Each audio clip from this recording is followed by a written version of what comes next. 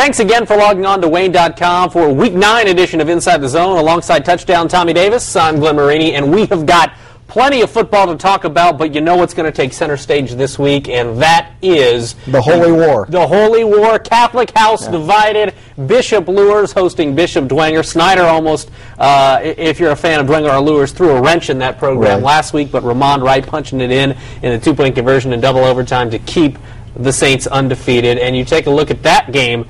Are you a little surprised or perhaps shocked that Snyder was able to hang with Dwenger? Does that say a lot for Snyder? Does that say Dwenger's perhaps not as strong as we thought coming in? What does it say? Slightly about Dwenger, more about Snyder, though. I'm really impressed with the growth of Snyder's program. You think about their Week 1 devastating loss to Dwenger-Luers. They just got pummeled, but they've really just methodically kept working and getting better and better and better all season long, and it really showed last week with their effort against Dwenger. And God love those kids. They had Dwenger right where they wanted him, but Dwenger, give them credit. They kept battling. They even went to a backup quarterback when Patrick Ryan cramped up, and he stepped in and made plays. So just an outstanding effort on both teams' part. Dwenger does have some holes in their game. I saw those against Wayne earlier this year, but not too many holes. They're still really, really good, but I think it says a lot more about Snyder. What holes are those, and how can Luers expose those holes this week? I think talking to Chris Schwarzkopf at practice last week, he mentioned they've reached a lot of goals this year, but on special teams, they haven't returned any punts heading into that Snyder game for a touchdown.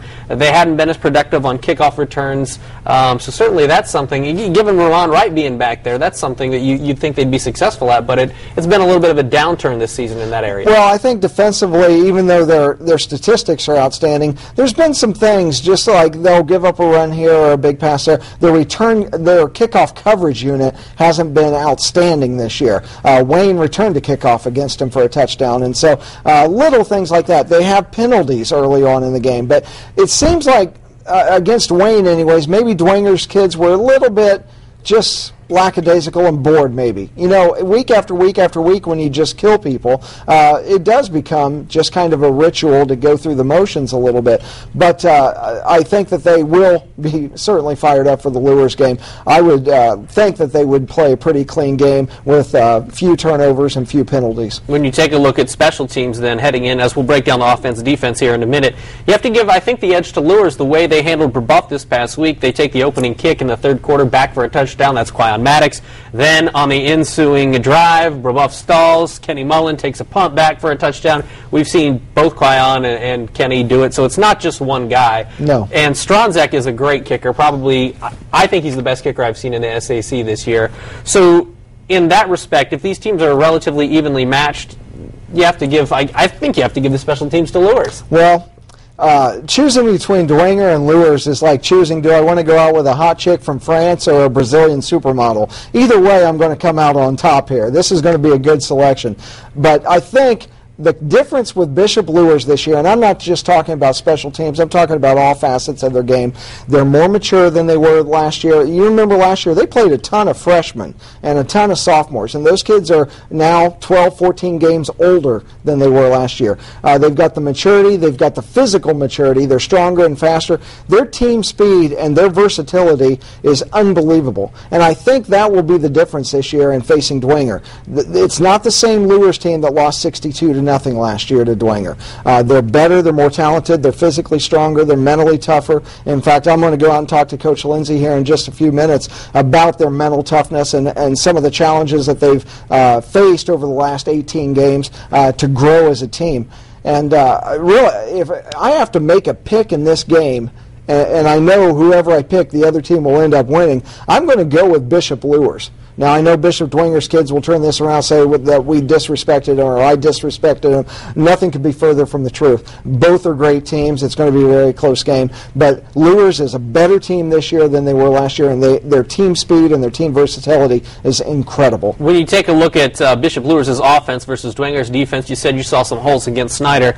It was funny. I was talking to some people on the sidelines, Brebeuf fans, and they were like, why is their offense so good against our defense? And I said, well, you've got a Division I guy basically at every skill position. I think Michael Rogers, who's a sophomore receiver, he could perhaps play Division I in the future. You've got Quyon Maddox, who's going to Ball State, Kenny Mullen, who's going to IU, Steve Kiermaier, who's getting some looks from Big Ten and MAC schools.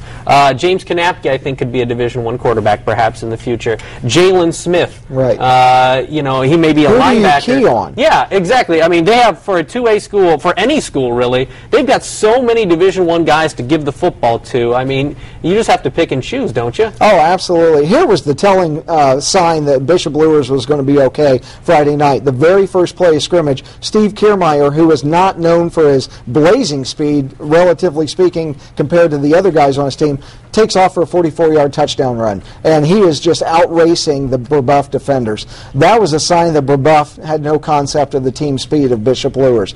And now Dwenger has some speed of their own. They can certainly match that to a degree, but not that many guys, I wouldn't think. Bishop-Luers, I think, is just a faster team than Bishop Dwenger is. And when you take a look at Dwenger's offense versus Luers' D, I think when you see the Luers defense, obviously they've got good linebackers, Jordan Presley, Steve Kiermaier. The defensive backs are perhaps the best in the area. That's up for debate, certainly. But do you think this is a game maybe Dwenger can win up on the line in terms of the offense versus defense battle there with Springman and the guys that they've brought along this season? You know, the line of Bishop Dwenger is an unsung group, both offensively and defensively. Very good line play on Dwenger's part. But I think, you know, the difference I really believe, other than the team speed and the versatility things I've mentioned, Patrick Ryan is kind of an inexperienced quarterback. He is right now where James Kanapke was a year ago. But James Kanapke is a year better at quarterback for Bishop-Luers than Ryan is for Dwenger. Ryan is just kind of managing the game. Kanapke can go out and win you the game. His first interception of the whole season, and we're entering the very last game of the regular season now, his first interception came the other night against Brebeuf. And that's very impressive for a junior quarterback who's only been a 2-year starter. I mean, what has he played? About 19 games in his life, 20 games in his life, and he throws his first interception of the season with 1 week left in the regular season. Very impressive maturity on his part. He can go out and win you a game because he has all those weapons, whereas Patrick Ryan, who does make great plays and made them against Snyder, but he's kind of managing the game. That's a big difference between these two teams. Before we wrap this up, your prediction is Luers. I'm going to go with Dwenger. I like the experience. I like the explosiveness. Ramon Wright showed that they will not be denied on that two-point conversion. I like what they have with Jalen West and him.